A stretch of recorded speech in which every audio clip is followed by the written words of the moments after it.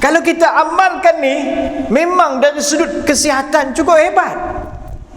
Makan masa lapar, berhenti sebelum kenyang.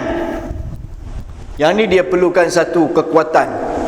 Nak berhenti sebelum kenyang. Yang ni kan, ni sup kan ni. Kadang dia tak garang tau, dia lembut tapi menyakitkan.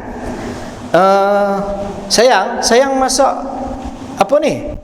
Sup abang. Tak, abang saja nak tanya, boleh ambil wuduk tak ni? Suami isteri, minta maaf cakap, suami isteri duduk atas katil. Tak boleh sembang tak? Kawan ni mentalaah belah sini, kawan ni mentalaah belah sini. Tinggal phone tu Ustaz, duduk sembang cakap.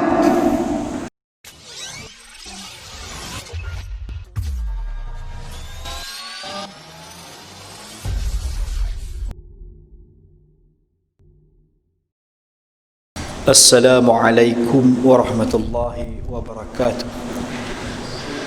Alhamdulillah nahmaduhu wa nasta'inuhu wa nastaghfiruh wa na'udzu billahi min shururi anfusina wa min sayyiati a'malina. Man yahdihillahu fala mudilla lahu wa man yudlil fala hadiya lahu. Wa nashhadu an la ilaha illallah wa nashhadu anna sayyidana wa habibana wa qurrata a'yunina Muhammad Mustafa sallallahu alaihi wasallam. Qala rabbi shrah li sadri wa yassir li amri wahlul 'uqdatam min lisani yafqahu qawli.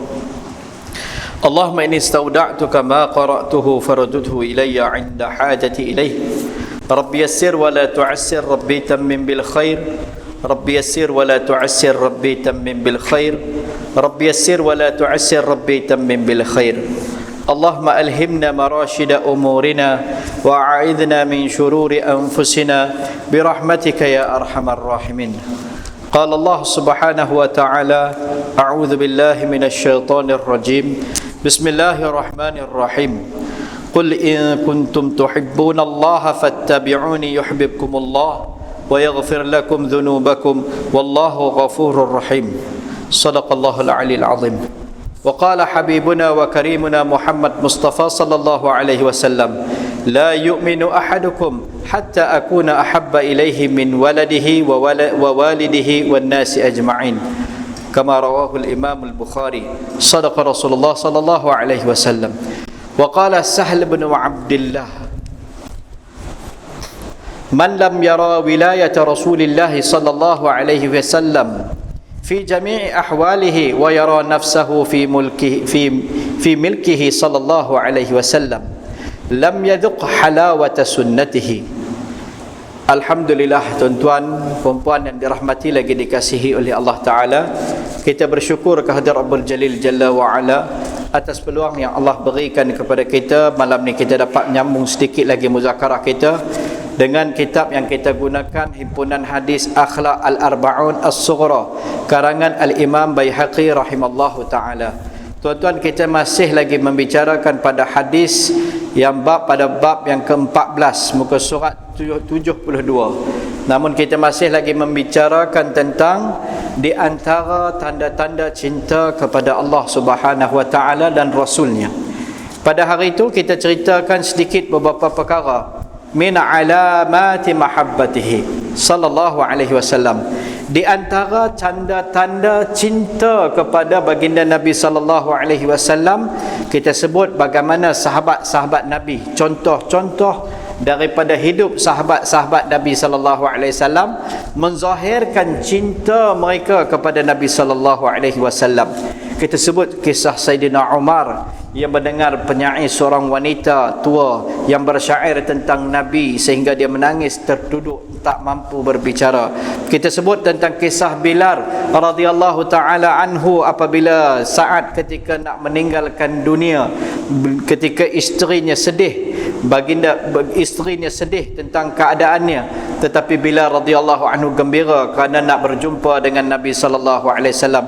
Kita sebut banyak kisah-kisah lagi tentang sahabat-sahabat Nabi sallallahu alaihi wasallam. Dan pada kuliah subuh pada hari itu kita sentuh sedikit Bagaimana kita ni pada hari ni yang mendakwa cinta Nabi sallallahu alaihi wasallam, kadang-kadang lidah kita mendakwa cinta, perbuatan kita mendustakan dakwaan cinta kita pada lidah kita tersebut. Beberapa perkara contoh yang kita berikan pada hari itu. Baik, pada hari ini kita nak bagi beberapa tips ataupun beberapa amalan yang boleh kita amalkan untuk kita mencontohi Rasulullah sallallahu alaihi wasallam dalam kehidupan kita yang serba ringkas, serba mudah, serba simple yang kita duk buat hari-hari. Bukan satu benda yang susah, benda yang kita buat hari-hari. Tuan-tuan yang dirahmati lagi dikasihi oleh Allah Taala.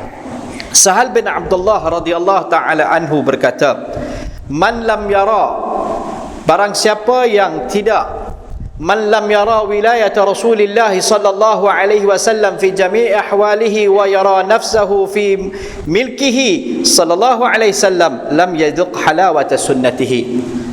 Baik, Sahal bin Abdullah radhiyallahu anhu berkata, barang siapa yang tidak melihat hak ataupun kuasa baginda Nabi sallallahu alaihi wasallam yang berhak untuk dia contohi pada segenap sudut dalam kehidupan dia, ahwalihi, segenap sudut dalam ahwal kehidupan dia, dan dia tak merasakan bahawa Nabi SAW berhak untuk dicontohi, dirinya itu milik Rasulullah SAW.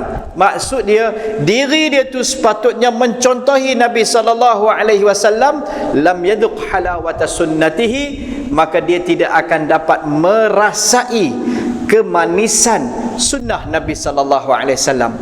Barang siapa dalam segenap aspek dalam kehidupan dia, dia tak rasa bahawa aku buat sesuatu perkara dalam kehidupan aku ni perlu mencontohi Nabi. Aku kena ikut Nabi. Aku makan, aku kena ikut Nabi. Aku tidur, aku kena ikut Nabi. Dia ikut diri dia sendiri. Dia rasa, oh diri aku ikut aku punya suka hati lah. Aku buat cara suka hati aku lah. Bukan salah pun dari segi syarak, dari segi fiqh tak salah pun. Maka dia tak dapat lam yadhuq, dia tidak akan dapat merasai halawata sunnatihi, kemanisan sunnah Nabi sallallahu alaihi wasallam.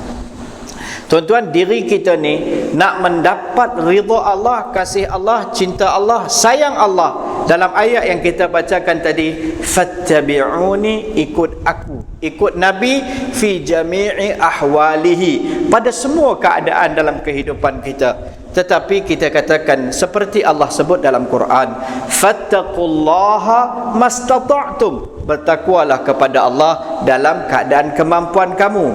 Takat mana kita boleh ikut Nabi dalam kehidupan kita? Setakat tu kita kena follow baginda Nabi sallallahu alaihi wasallam. Bukan pada perkara yang fardu. Fardu tak ada bicara lagi lah, memang kita kena ikut. Dah, dalam perkara amalan sunnah Nabi sallallahu alaihi wasallam yang dihukumkan dari sudut fiqahnya sebagai sunat, buat dapat pahala, tinggal tak berdosa. Tetapi dengan mencontohi Nabi, walaupun hukum dia dari segi fiqh sunat, dia adalah sumber hidayah. Walaupun dari segi fiqh hukum dia adalah sunat dan tidak bersalah, tetapi bila kita beramal, kita mendapat ganjaran pahala. Sebagai contoh, dalam kuliah subuh kita pada hari itu, berapa tahun kita masuk ke tandas? Satu hari berapa kali kita masuk tandas? Ada orang yang masuk 3 kali tandas satu hari. Kita kali dengan 10 hari, kali dengan 1 minggu, kali dengan 1 bulan. Kita masuk dengan cara kita sendiri. Dia tak menjadi apa-apa pun. Dia lepas kita punya keperluan, habis, selesai ya. Tapi bila kita mencontohi Rasulullah sallallahu alaihi wasallam, dari masuk kaki sampai keluar balik, semua ganjaran pahala. Betapa ruginya kalau kita meninggalkan cara hidup Nabi sallallahu alaihi wasallam. Betapa ruginya. Tuan-tuan, kita bicara sunnah Nabi dalam ibadah. Kita bicara daripada takbiratul ihram sampai bagi salam. Kita bicara sunnah Nabi sallallahu alaihi wasallam dalam muasyarah, kehidupan bermasyarakat. Kita bicara tentang sunnah Nabi sallallahu alaihi wasallam dalam muamalat, perniagaan. Kita bicara sunnah Nabi sallallahu alaihi wasallam juga dalam adat kehidupan, budaya kehidupan kita seharian. Hari ini kita nak tengok sedikit macam mana kita boleh contohi Nabi sallallahu alaihi wasallam dalam 2 perkara yang kita selalu buat. Apa dia? Tak boleh miss dia. Makan dan minum.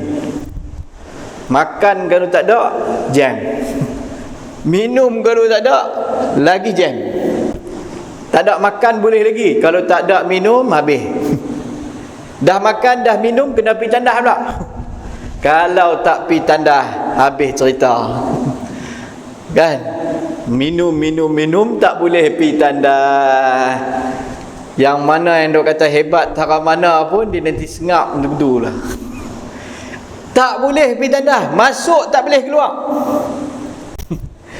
Untuk salah seorang guru saya, Allah mayarhamhu, seorang guru saya pernah mengidap penyakit tu, kencing, tak boleh nak kencing, minum air. Saat lagi satu orang kata minum air apa, air nyok, dia pun balas air nyok.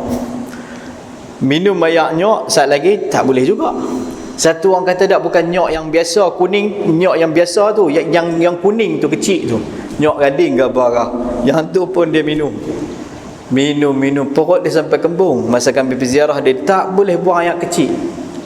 Dia punya sakit, ya Rabbi, saya tak rasa, tapi tengok dia tu pun kita boleh rasa. Kata dia tengah duk sakit, sepatah pun dia tak boleh cakap, air mata dia duk keluar. Sebab tu Sayyidina Umar radhiyallahu anhu, kita dengarkan kisah bila tengok satu orang yang penuh dengan penyakit kusta daripada tubuh dia, daripada kepala sampai kaki. Dia tanya kat satu orang, apa nikmat Allah ada kat kawan tu. Kawan yang dia ditanya tu kata, mana ada apa, tengok teruk dia. Dia kata, bukankah dia dapat buang air kecil dengan selesa? Tak boleh buang air kecil, tak boleh buang air besar, habis jam seumur hidup. Rupanya yang tu penikmat kadang-kadang kita terlepas pandang. Jadi hari ini ada kesempatan masa kita tengok tiga-tiga tu. Kalau tak ada kesempatan masa, kita tengok dua sunnah baginda Nabi SAW yang boleh kita praktikkan dalam kehidupan kita, yang kita memang lalui. Setiap hari kita buat perkara tersebut. Baik, antara perkara tersebut adalah sunnah dalam makan. Sunnah, satu, dia ada makan cara sunnah. Kedua, topik yang baru-baru ni dipanaskan perbincangan dia, pemakanan cara sunnah. Yang ketiga, yang dikomersialkan, makanan-makanan sunnah. Makanan-makanan sunnah tu bagus dah kan, tapi dia makan tu tak cara sunnah. Kan? Baik, makanan-makanan sunnah tu bab kita tak mau sentuh. Kita nak sentuh lah ni, bagaimana cara makan secara sunnah baginda Nabi SAW. Sunnah tu apa dia? Tariqatun maslukatun fid din, jalan yang kita lalui dalam beramal dengan agama Allah Ta'ala ni. Macam mana nak beramal dalam agama Allah Subhanahu Ta'ala? Kita bicara tentang apa pada hari ini? Tentang perkara berkaitan dengan adat dalam kehidupan kita ni. Hukum dia apa dari sudut fiqah? Dari sudut fiqah, hukum dia adalah sunat. Sunat maksud dia macam mana? Buat dapat pahala, tak buat tak berdosa. Baik, habis kerana tu tak buat pun tak apalah. Tak buat memang tak ada apa, tapi takkan melahirkan cinta, takkan melahirkan ganjaran pahala dalam kerja buat kita sehari-hari. Dan dakwa cinta kita adalah dusta. Tuan-tuan, antara sunnah baginda Nabi SAW ketika makan, kita sebut pada hari itu, bukti kita cinta adalah iqtida. Yang pertama, kita follow Nabi. Bagaimana kita nak follow Nabi ketika makan? Sunnah Nabi yang pertama, hadis riwayat Imam Tirmizi rahimahullah ta'ala, baginda Nabi SAW akan membasuh tangan dan berkumur-kumur sebelum dan selepas nak makan. Kebiasaan Nabi sebelum makan dan selepas nak makan, Nabi SAW akan basuh tangan dan berkumur-kumur. Benda ni simple je, tapi kita berapa ramai orang buat? Tak buat pun kadang kumur, basuh tangan dan kira kan. Dalam riwayat ni, hadis ni riwayat Imam Tirmizi. Imam Ahmad ketika mengambil riwayat ni mengatakan hukum dia adalah, lafaz hadis tu datang tawadda. Tawadda bermakna berwudu.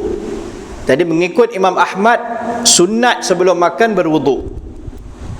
Tapi kita dalam mazhab kita memilih lafaz tu dari segi lughah, dari segi bahasa, maka kita mengatakan yang dimaksudkan di situ adalah membasuh tangan dan berkumur.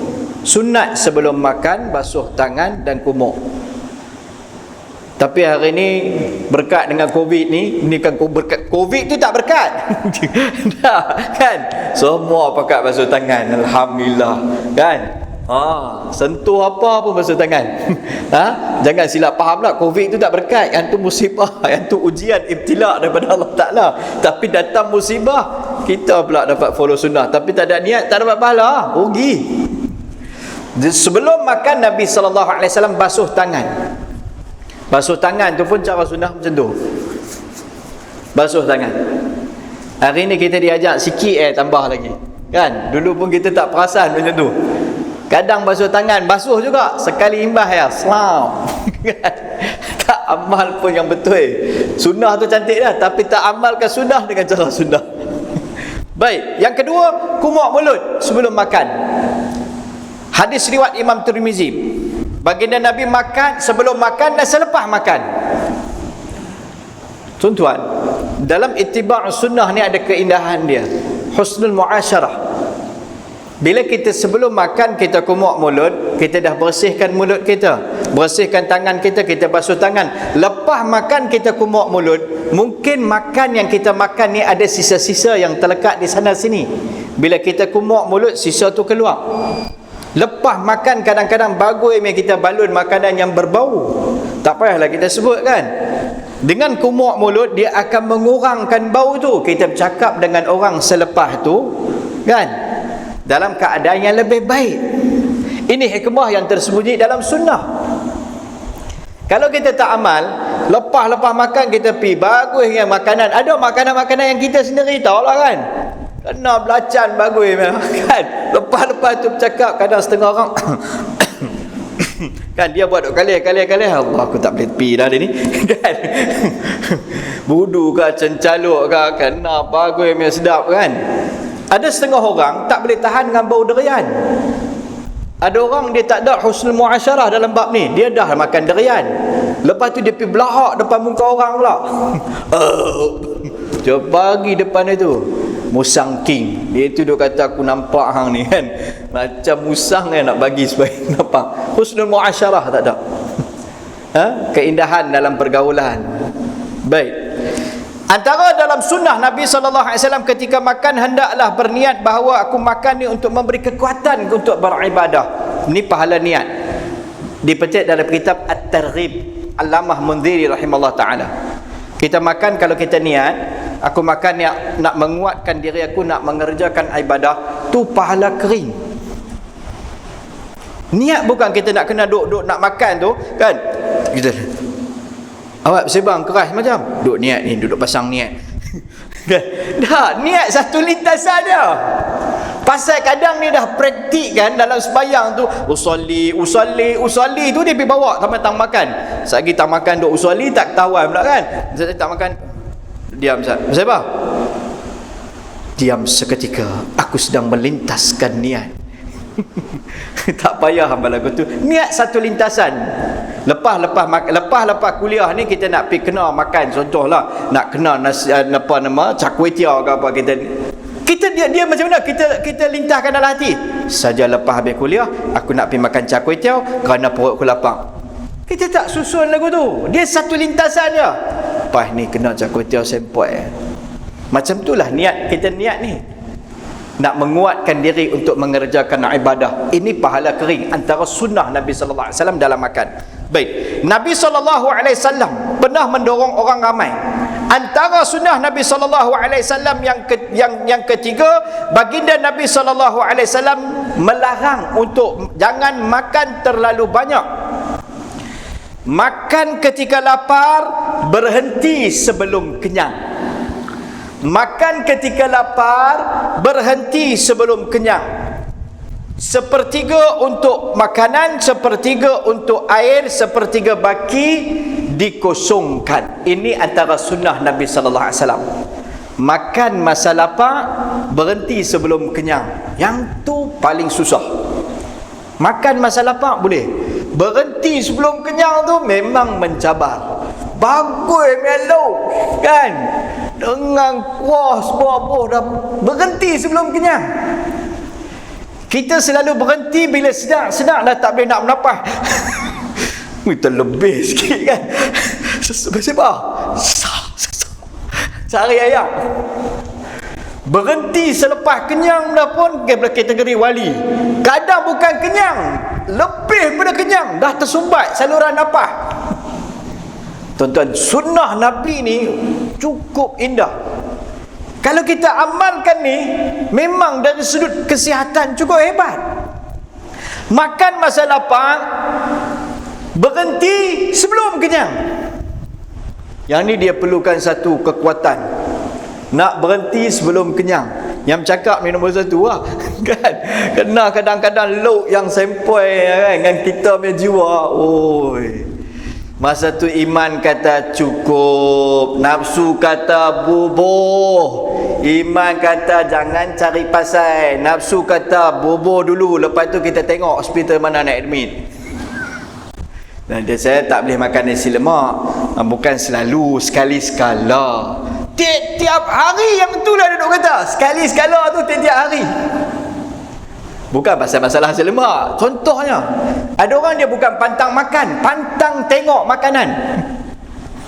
Jangan bubuh. Kalau tak orang bagi dia kata, kalau dah bubuh dia try. Lepas tu baru fikir mana nak pergi cari ubat pula dah. Sunnah Nabi sallallahu alaihi wasallam, makan ketika lapar, berhenti sebelum kenyang. Tuan-tuan, ini ada sudut dari sudut Tibbun Nabawi, Ibnu Qayyim Al-Jauziyah hurai panjang tentang perkara ni. Tapi masa tak mencukupi kalau kita sentuh sudut tibbiah ni, saya kita lepas nak bagi habis ni. Nampak masa pun boleh tahan laju jalan. Tapi ringkasnya, ianya adalah sangat baik untuk kesihatan perut kita. Sebab semua penyakit para tabib menyatakan berpunca pada perut. Kita di Malaysia ni mati pasal apa? Tak cukup makan. Terlebih makan. Makan yang tak patut makan. Dah tak tahu kata tak boleh makan gula, tapi dia telan juga. Kita bukan masalah tak cukup makanan, terlebih makanan, silap makan. Benda yang tak boleh makan dan kita makan. Itu yang berlaku. Sunnah Nabi sallallahu alaihi wasallam memerhatikan perkara ni. Baik. Antara sunnah Nabi sallallahu alaihi wasallam adalah baginda Nabi sallallahu alaihi wasallam tidak pernah makan sehingga kenyang. Tak ada dalam kebiasaan Nabi sallallahu alaihi wasallam. Baik, perkara yang keempat, hendaklah makan dengan tangan kanan. Begitu juga apabila mengambil makanan atau memberi makanan kepada seseorang, hendaklah menggunakan tangan kanan. Hadis riwayat Ibnu Majah. Saya tak baca matan sebab nanti panjang. Baik. Hadis riwayat Imam Ibnu Majah.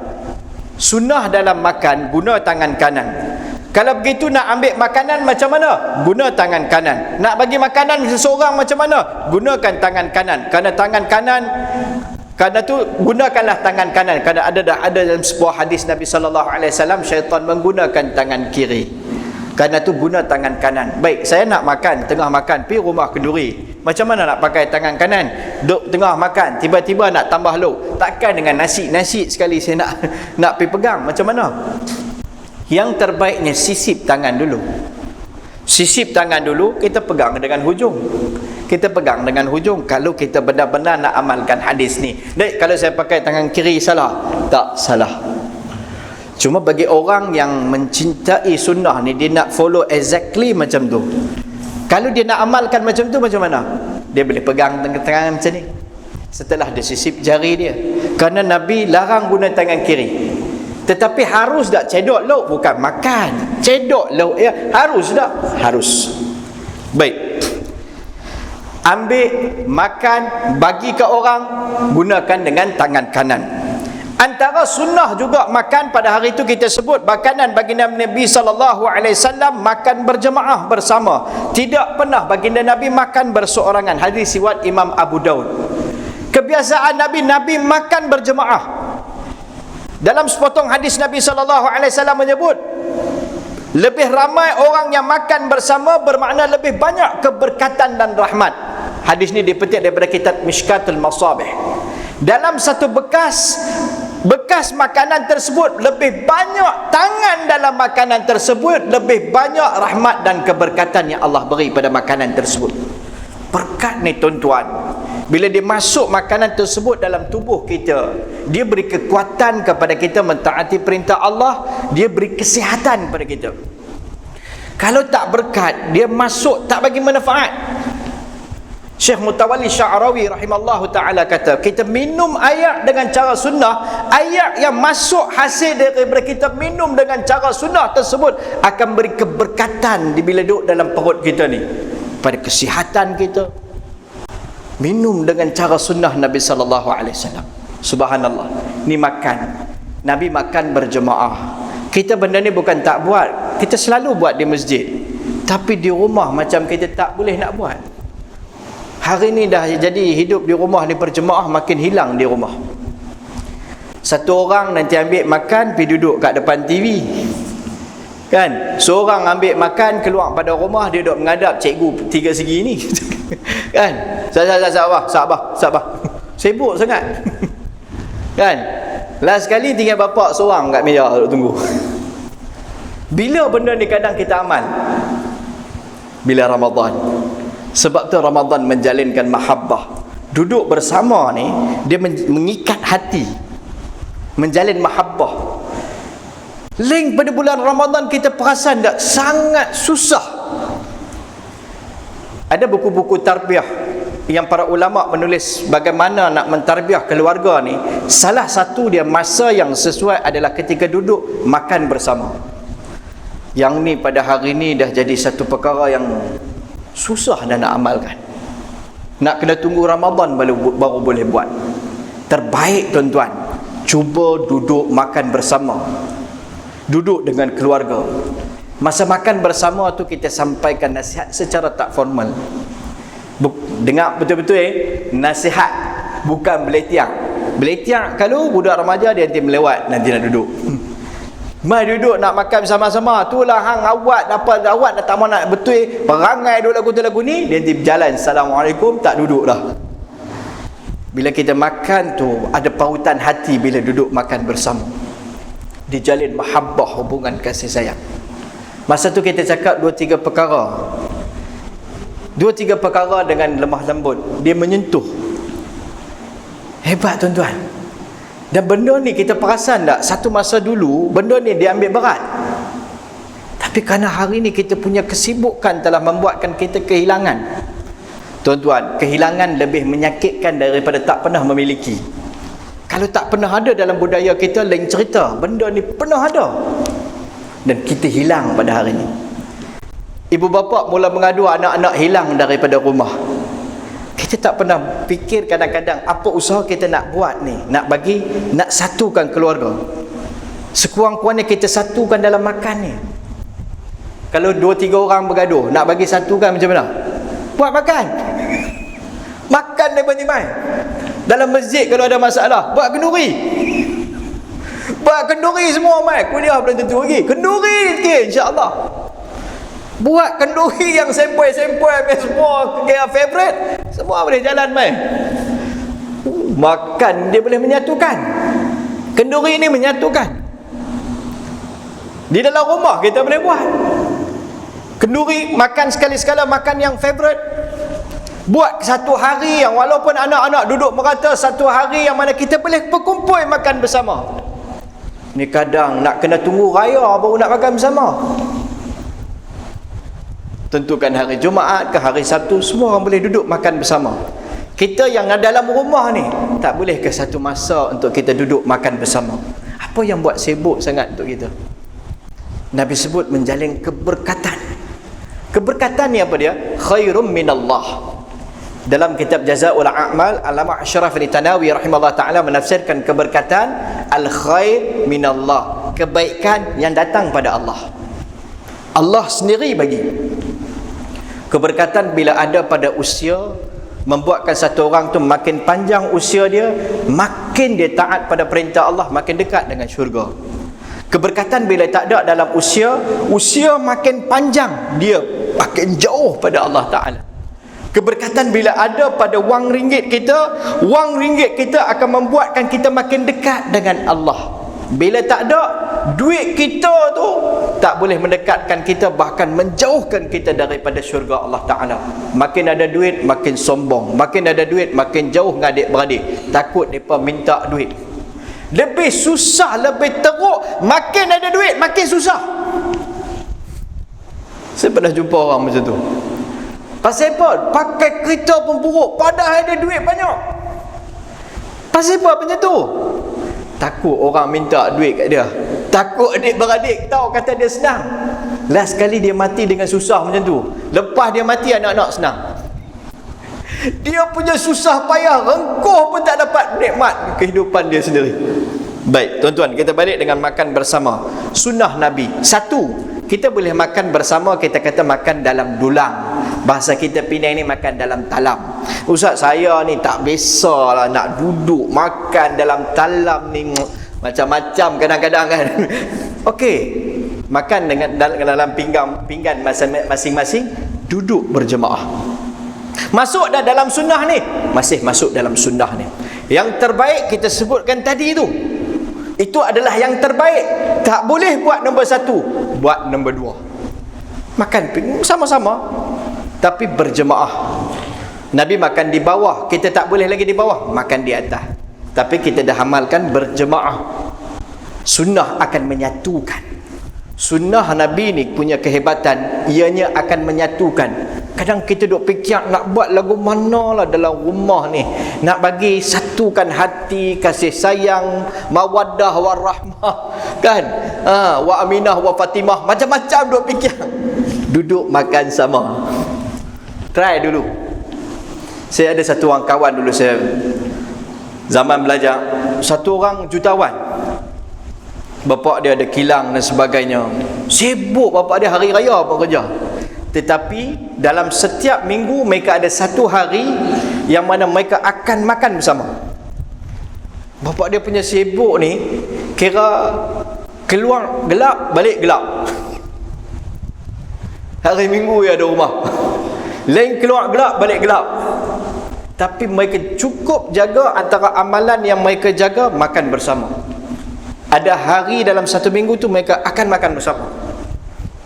Tanpa excuse. Masa tu tak ada fitnah handphone lagi kan. Handphone ni kalau kita silap guna, dia akan memecah belahkan kita. Duduk sama-sama tapi asing-asing. Duduk satu meja nak makan, semua mengajak kitab suci ni. Tolak, hang kata tolak, aku kata mai. Hang kata tolak, aku kata mai. Tak bersama juga. Dulu satu phone menyatukan, sekarang dah banyak phone memecahkan. Suami isteri, minta maaf cakap, suami isteri duduk atas katil, tak boleh sembang tak? Kawan ni mentalaah belah sini, kawan ni mentalaah belah sini. Tinggal phone tu Ustaz, duduk sembang cakap. Hadrat Aisyah kumpul 10 orang wanita mengadu tentang keadaan suami. Salah satu wanita mengadu, suamiku tak pernah menyeluk di dalam pakaianku. Jangan dengar bagi habis dulu. Maksud dia apa? Dia tak pernah tanya hal keadaan aku setiap hari. Susah tak susah aku di rumah ni, macam mana sibuk serabut di rumah. Antara sifat yang tak elok yang dikomen oleh seorang wanita kepada Hadrat Aisyah, kadang kita punya sibuk, kita tak ada nak tanya pun. Sekurangnya saat akhir tu kan, mana tahu malam tu kalau arwah tanyalah Pak Abang, macam mana hari ni di rumah. Jangan duk cerita pasal office lagi. Dua-dua kerja, di situ pun nak kerja office juga kan. Masuk masa dah kena berhenti lah. Macam mana? Boleh sikit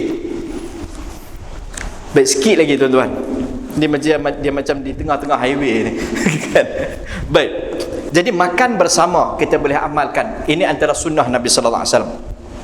Baik, dalam semua keadaan, hadis riwayat Imam Malik, dalam semua keadaan pun kita hendaklah berpuas hati dan rela dengan semua jenis makanan yang kita dapat tanpa mengira jenis ataupun jumlah makanan tersebut. Kita hendaklah bersyukur dan menganggap ianya sebagai satu nikmat pada Allah. Ini hati. Syukur formula bahagia. Cuba dalam rumah jangan komplain. Ma'aba ta'aman qattu. Sifat perangai Nabi tak pernah aibkan makanan langsung. Tak pernah. Inishtaha akala wa illa taraka. Nabi suka, Nabi makan. Tak suka, Nabi bangun. Yang ni kah? Ni sup ke ni? Kadang dia tak garang tau, dia lembut tapi menyakitkan. Sayang masak apa ni? Sup abang. Tak, abang saja nak tanya, boleh ambil wuduk tak ni? Kawan tu punya temperature kan, kedai mamak ada kat depan tu kan. Dia keluarlah ceramah TV 9. Lembut ya, tapi boleh bagi sikit jiwa. Malam kawan tu tak tidur. Dia tanya boleh ambil sup dah. Sup tu boleh ambil wuduk dah. Ini masuk dah dalam hadis ni. Masuk. Yang ni bila masuk tau, pi rumah kenduri. Allah, rumah kenduri ni pi balik berlungut-lungut dosa kadang. Siapa masak? Tahu. Dajar ceroi. Popo dia bagi. Parpu sebiji, dia pula tambah mengumpat. Ini istaha akala, suka makan, tak suka belah. Bahasa terjemah bahasa kita lah, taraka. Buang angkat kaki jalan bang. Habis tu dah depa tanya mak, kita bukan pandari nak komen-komen. Boleh lah, cukup lah. Dah lah, boleh lah, tapi tak tahulah, susah lah nak cerita. Aku bukan nak kata kan, boleh lah, tapi memang teruk lah. Depan tu cantik dah, belakang tu last corner mana bagi, memang teruk lah. Kira tak boleh masuk mulut lah. Sikit kalimah tu, tak boleh masuk mulut mana apa.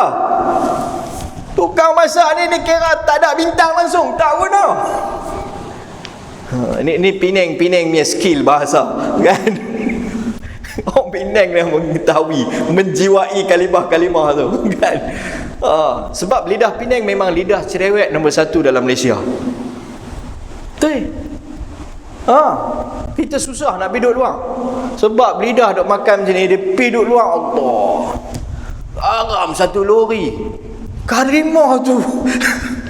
Sikit punya dahsyat kan tu. Nak bagi tahu apa? Garam lebih sikit, tapi dia sebut lagu mana? Garam 1 lori. Sakit jiwa tu. Nabi punya akhlak ma'aba ta'aman. Kita kadang dalam di luar ni kita jadi soleh, di rumah ni kita jadi koleh. Bini kita kira kalau kita ingat-ingat kadang-kadang, bila last kali aku puji masakan dia? Oi, hari ni masak sedap. Bagus lah kan. Tapi mak aku memang masak sempoi lagi. Dalam puji-puji dia kenen ikut atas. Bukan nak kata lah masakan ibu dah terbaik lah dalam dunia. Pasal baik duk diam tak payah puji. Nak compare, memanglah siapa pun kan, dia dah makan biasa dengan masakan. Benda sedap ni benda yang sangat subjektif. Semua orang berbeza. Ada orang yang suka pedas lebih, ada orang tak suka pedas. Suka makan, tak suka tinggal.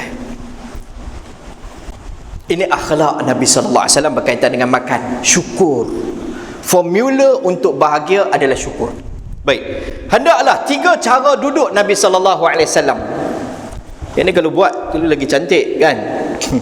Nabi SAW ketika makan, baginda Nabi SAW tidak pernah makan di atas meja. Maksudnya bukan duduk atas meja. Nabi tak makan duduk di atas meja. Nabi biasa makan di rumah, makan di bawah. Jadi yang terbaik, kita memang dah ada meja. Meja makan rumah kita harga 5,000. Takkan nak tinggal kot. Tak apa, makan. Tentukanlah satu hari kita dapat pujuk ahli keluarga kita, anak isteri kita duduk makan di bawah. Pasal apa? Sekurang-kurang kita dapat ajak mereka, yang ni cara makan Nabi. Cara makan Nabi SAW, Nabi duduk, kaki kanan ditegakkan, kaki kiri duduk di bawah. Nak tunjuk ke? Saya rasa macam tak puas. Boleh tak tunjuk? Kalau tuan-tuan amal, saya dapat pahala, dosa banyak ni. Baik, ini tengok contoh sunnah Nabi makan. Ada 3 cara. Satu yang macam ni. Kita yang perut maju ke depan ni susah sikit. Kan? Ini cara sunnah Nabi. Ini yang terbaik. Kaki macam ni, kaki kiri di bawah punggung. Okey? Kalau tempat tu kotor, dalam Umdatul Qari Syarah Sahih Bukhari Allamah Aini bawa kaifiat yang kedua. Kita tak boleh nak duduk tempat tu kotor, kita boleh duduk macam ni. Cara yang kedua, duduk macam ni makan. Jaranglah tempat kalau kotor bahawa kita duduk tempat yang tak sesuai untuk kita duduk, kan? Baik. Yang ketiga macam orang perempuan duduk makan, kan? Macam duduk tahiyat tu, kan? Ini cara ketiga. Ini cara yang baik untuk orang perempuan. Orang perempuan kalau duduk di kalangan keluarga perempuan dengan perempuan, sesuai dia duduk macam tadi, kan? Tapi ada situasi orang perempuan kurang cantik duduk macam ni, kan? Kalau orang luar pun ada, dia duduk macam ni. Ni cara yang ketiga. Kita ulang. Tadi yang pertama macam ni, yang kedua macam ni. Ni kata, saya kata macam nak berak lah. Berak kaki kena main depan. Yang ni dia kaki sama. Kaki sama. Ni dia tak over stable lah. Yang ketiga macam ni. Duduk macam duduk tahiyat tu. Tak payah tahiyat pun tak apa, cuma duduk macam duduk tahiyat ni. Ni cara yang sopan untuk orang perempuan. Boleh amalkan. Boleh lah. Baik. Rujukan dia boleh tengok dalam Umdatul Qari Syarah Bayi Sahih Bukhari karangan Allamah Aini rahimahullah ta'ala. Nabi SAW tidak pernah bersandar ketika makan. Itu lagak orang sombong ketika makan. Masa makan duduk bersandar tepi mana-mana, dinding ke apa, kan? Duduk bersandar, tambah angkat kaki pula. Dah lah pakai kain, angkat kaki. Itu cara lagak orang sombong. Yang terbaik jangan lagu tu. Dah kita sakit, yang tu lain cerita, kan? Orang sakit pinggang ke apa, apa sandang ni? Sombong mah. Nanti siap dulu. Yang ni duk cerita untuk kita amal, bukan duk pergi ukur orang. Kawan tu duk sakit pinggang, tak boleh sandang. Kalau usah lagi arwah tengah makan, kan? Baik. Antara sunnah baginda Nabi SAW. Baik. Hadis Imam Darimi rahimahullah ta'ala, Nabi menggalakkan kalau kita makan di tempat luang, kita kadang safar pergi mana-mana, kan, pergi bersiar dan sebagainya, kita makan pakai kasut, baik kita buka kasut. Hadis riwayat Imam Darimi rahimahullah ta'ala. Hadis riwayat Imam Muslim. Antara sunnah bila kita makan berjemaah, yang ni kita amalkan perkara ni penting. Kalau dalam jemaah kita tu ada orang yang paling alim ataupun paling tua, sunnah kita dahulukan mereka. Sekali Nabi tengah duduk makan, ada budak-budak, ada macam-macam orang. Nabi SAW tegur satu orang yang bagi makanan kepada belah kanan atau belah kiri. Nabi kata, kabir, bagi yang lebih besar dulu, yang lebih tua dulu, ataupun yang lebih alim. Dalam majlis kita ada orang alim, ada ustaz-ustaz. Sunnah kita pelawa ustaz tu makan dulu. Silakan ustaz. Ada orang tua, sunnah kita suruh orang tua makan dulu. Yang ni tuan-tuan, dulu ada lah, ni dia dah pupus. Dalam rumah anak makan dulu clear, bapak tak nak makan. Sebab tu hari tu saya sebut, kadang kita mengajar anak kita jadi biadab. Minta maaf cakap, kerana kita tak mengajar kemuliaan rijal dalam lelaki yang jadi ketua dalam rumah kita. Kita tak meletakkan dia di tempat dia. Bukanlah nak kena suruh kita special, tak. Kita contoh satu orang ketua keluarga, sediakan tempat yang khusus dalam rumah kita. Apa salahnya? Maksud dia nak duduk makan, ada kursi untuk ayah, ada cawan untuk ayah. Kita mengajak pada anak kita jangan biadab sampai mati. Ni ketua keluarga. Esok ayah ni bila dia tua, dia orang tua, dia nak dia dirujuk, dia akan rasa sangat dihargai. Tapi kita terlepas dars pelajaran ni di depan, esok orang tua ni akan disisihkan. Jangan main-main kita menganggap benda ni. Kabir, Nabi kata, muliakan orang tua. Kalau ada orang alim ulama, muliakan dia dulu. Kalau ada orang tua yang lebih tua, muliakan orang tua dulu. Silakan pak cik makan. Pupuk benda ni tuan-tuan. Adab mengajar akhlak. Tinggalkan adab, dia akan bawa kepada biadab. Jangan main-main. Kita hari ni pandang remeh. Sebab hari itu kita sebutkan, apa nak kena salam, nak kena cium tangan ke apa. Bukan, nak ajar adab anak hormat pada ibu bapa tu. Nak ajar yang tu ya. Tak cium tangan tak boleh. Bukan. Nak ajar dari kecil. Hormat ibu bapa tu. Kepentingan. Daripada kecil lagi nak train anak-anak ni. Makan tadi kita sebut, Nabi galakkan lagu tu. Tetapi satu perkara kena faham, orang yang tua pula, ulama ni pula, dia kalau boleh pelawak orang lain juga dulu. Sebab dalam hadis Nabi SAW adalah orang yang terakhir bila makan. Nabi adalah orang yang terakhir makan.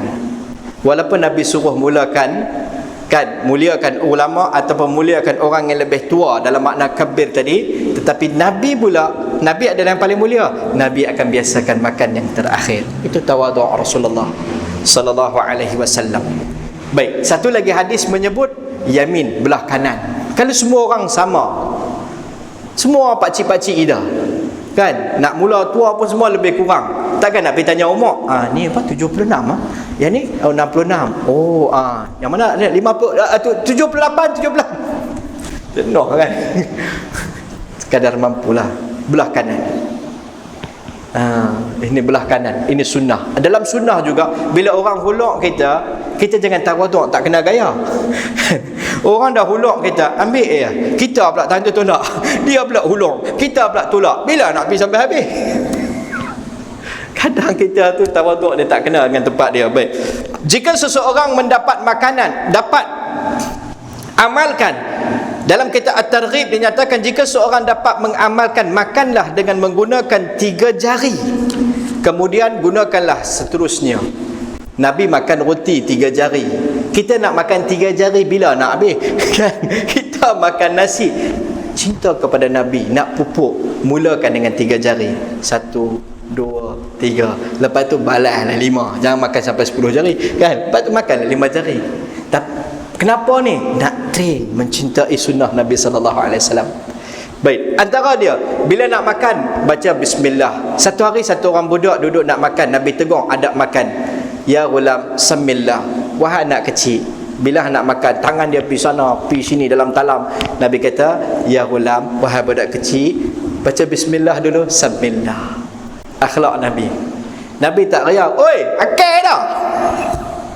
Kita kadang minta maaf lah bercakap lah. Budak-budak main masjid, mereka main memang nak makan pun. Bukan nak main dengar kuliah hari tu kenduri, kan? Memang mereka tu memang makan. Tapi kadang kita marah dia. 1 tahun perjalanan dia marah. Daripada sudut sini, nantilah tu. Orang budak-budak ni pun ni ada yang muka tu tuan-tuan. Saya buka madrasah tahfiz, tahulah cerita dia. Kadang-kadang budak-budak mengadu. Malu dia tu. Ada budak yang menangis kerana maruah. Padahal kita kata, lah, hang ni umur berapa baru 11 tahun pun fikir maruah. Ya. Tak semua budak jenis kasar betul ya. Ada setengah budak yang lembut, tersentuh. Macam kita juga. Kita marah dia sekali, dah generasi kita nak habis, mereka ni nak ganti. Kita marah dia sekali, dia pula kata, aku talakkan masjid ni talak 3. Hilang satu warisan pula, kan? Rugi. Kan? Rugi pula kita. Jadi tuan-tuan, sunnah Nabi. Dia sebenarnya dalam bab ni, dia ada banyak lagi perkara dalam bab ni. Tapi duk tengok masa tu, macam nak hambat pun tak dan. Macam mana Nabi raikan budak-budak makan. Indah, cantik. Nabi raikan budak-budak bila makan. Nabi sebut samillah, baca bismillah. Wa qul mimma yalik, makan yang apa yang ada di depan. Jangan kalut di sana, kalut di sini. Makan apa yang di depan. Adab Nabi. Ajaib tuan-tuan. Bila kita follow Rasulullah sallallahu alaihi wasallam, tak ada orang akan lari pada kita. Orang akan mendekati kita. Bila kita follow Nabi sallallahu alaihi wasallam, kita tak payah paksa orang hormati kita. Kehormatan tu akan datang dengan sendiri. Orang macam tak mau hormat, kawan ni pun terpaksa hormat. Tengok dia. Kehebatan dalam sunnah. Sunnah menyatukan. Kita jangan gunakan hari ini dengan nama sunnah untuk kita memecah belahkan umat pada hari ini. Semoga sedikit sebanyak yang sempat kita kongsikan pada hari ini. Ada kesempatan lagi kita akan sambung semula insya-Allah. Allah berikan pada saya dan kita sama-sama taufik untuk kita dapat beramal dan kita sebarkan sejauh mungkin. Setelah kita pasti apa yang kita faham tu benar, kita sebarkan sejauh mungkin. Kita mohon kepada Allah keikhlasan dalam mendengar, keikhlasan dalam menyampaikan, keikhlasan dalam beramal. Semoga kita sama-sama dapat mencapai ridha Allah Subhanahu wa taala. Wallahu subhanahu wa taala a'lam. Allahumma lakal hamdu kulluhu wa lakal syukru kulluhu ya rabbal alamin. Allahumma salli wa sallim ala habibina wa qurrati a'yunina Muhammad Mustafa sallallahu alaihi wasallam. Rabbana zalamna anfusana wa in lam taghfir lana wa tarhamna lanakunanna minal khasirin. Allahumma atina anfusana taqwaha fa anta khairu man zakkaha anta waliyuha wa maulaha. Allahumma aslih sya'nana kullaha ya rabbal alamin. Allahumma waffiqna lima tuhibbuhu wa tardah. Allahumma arhamna bitarkil ma'asi abadan ma abqaitana ya rabbal alamin. Allahumma arzuqna mahabbataka wa mahabbata rasulika sallallahu alaihi wasallam. Sallallahu ala ali Muhammadin. Subhana rabbika rabbil izzati amma yasifun wa salamun ala al-mursalin walhamdulillahi rabbil alamin. تقبل الله منكم منا ومنكم تقبل يا كريم. Assalamualaikum warahmatullahi wabarakatuh. Sebarang salah silap dalam penyampaian saya mohon maaf pada tuan-tuan dan puan-puan insya-Allah.